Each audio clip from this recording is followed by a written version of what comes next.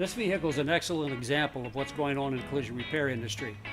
You have a customer who has a collision repair shop that she's used for years. She's involved in an accident.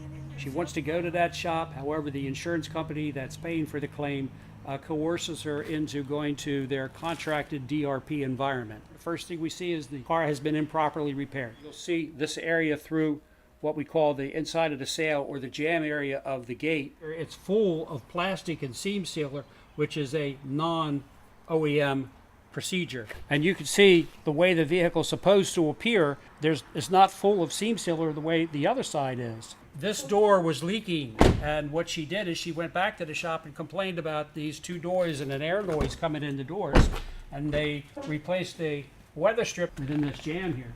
You take a look right here and down along the side.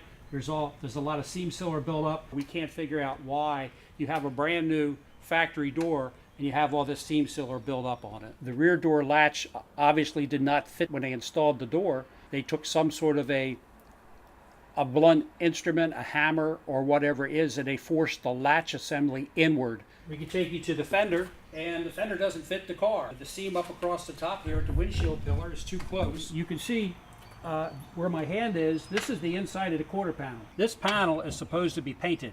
The body shop, when they installed this panel, didn't bother to take the time to refinish it. They're trying to save time and save money. Eventually this panel, without any corrosion protection on it, is going to start to rust. If we take a closer look, they did not dress their welds and take care of the adjacent weld burns. That is a necessity when they install a quarter panel. Part of the process when we re-inspect a vehicle is to check the thickness of the paint and any plastic material that was applied to the exterior of the vehicle. And what we use is a mill thickness gauge, and we like to start into an area that gives us some sort of a reading. And on this particular vehicle, 4.5 to 5.5 is within factory recommendations. Now we're moving up to 6.6. 8.4. Now we're up to 11.8. It won't even read. And what that's telling us is they filled this area with plastic. We bored these holes because we're trying to find out how much plastic is in this repaired area.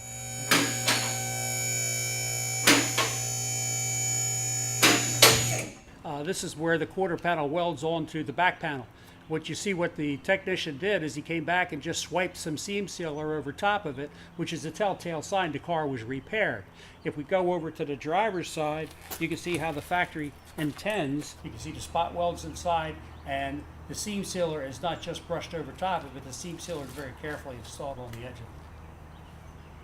It's important that we point out this seam across this end here, which you'll see how the seam is still open on the bottom. The technician never came behind the installation and properly seam sealed or dressed this. The panel's rusting already. The car's within 6 months since it's been repaired. This is how the manufacturer intends it to look.